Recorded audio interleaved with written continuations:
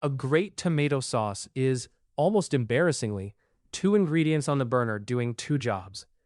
The tomato is concentrating, the cook is deciding when to stop. Everything else, the brand of can, the pinch of sugar, the supposed argument between acid and sweet, the question of whether onion should be diced or halved, is downstream of that single decision.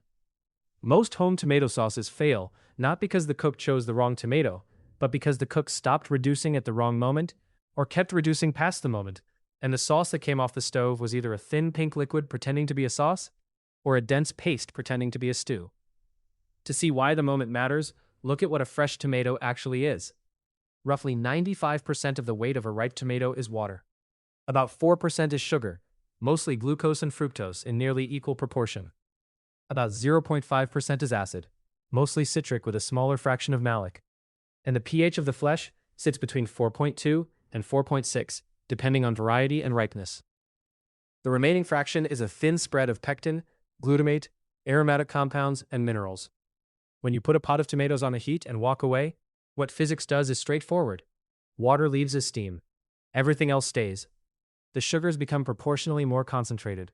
The acids become proportionally more concentrated. The glutamates, already the reason ripe tomatoes taste savory in the way Parmesan tastes savory, become proportionally more concentrated. Reduce by half and you have not made a richer sauce in some mystical sense. You have very literally doubled the concentration of everything that wasn't water.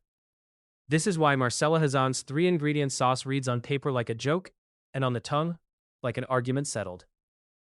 A can of whole peeled tomatoes, an onion halved through the root, 5 tablespoons of butter, a pinch of salt, 45 minutes at a steady simmer. No garlic, no herbs, no oil. Hazan was making a point about reduction that the rest of the cookbook ecosystem had managed to forget. A properly reduced tomato is already most of what a tomato sauce wants to be, and the cook's main job is to not interfere with that process. The butter rounds the acid, the onion gives a quiet base note and is removed before serving. The salt holds everything together. The clock does the rest. The order in which the other usual suspects arrive matters too, and for reasons that come straight from the chemistry of volatile compounds. Garlic and fresh herbs are loaded with aromatic molecules that boil off into the air at sauce temperatures within minutes.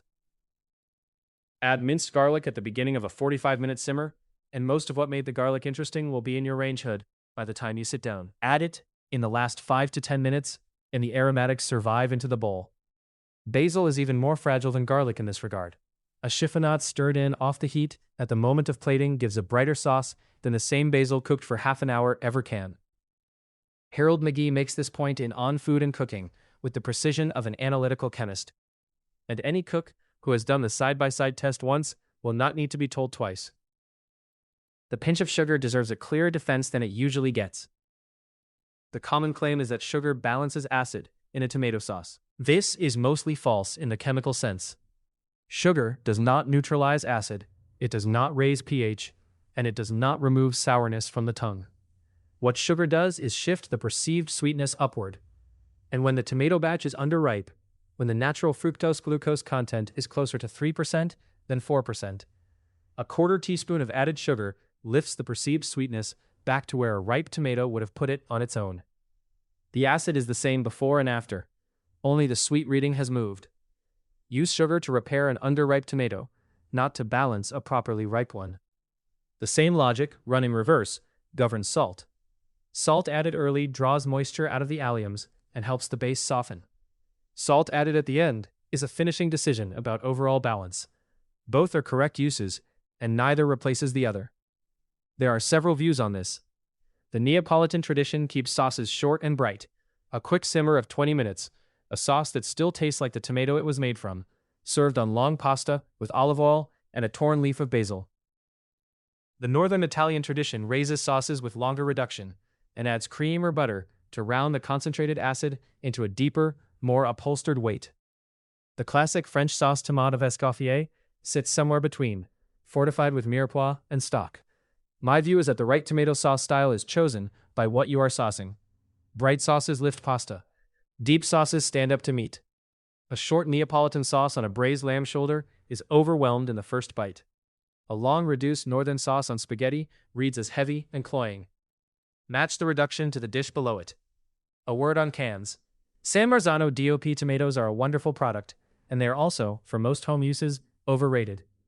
The DOP designation guarantees provenance, not flavor. A reputable producer of whole peeled tomatoes from any decent growing region, Italian, Californian, Spanish, packed in their own juice and not in heavy puree, will give a perfectly good sauce. Spend the difference on better cheese. The bigger lever by an order of magnitude is whether you reduce the sauce far enough. How reduction concentrates flavor covers the underlying physics in more detail, but the short version is, a sauce that has not lost at least a third of its starting volume to steam is not yet a sauce. It is hot tomato water. And one last warning, returning to the moment when the garlic finally goes in. Add it too early and it does not just lose its top notes. It begins to brown in the bottom of a hot pan and crosses in seconds into the bitter end of the curve. The sauce inherits that bitterness, and there is no rescuing it. Why garlic burns faster than you think is in a sense a footnote to this essay. The pot is patient with the tomato. It is not patient with everything you put in next to it.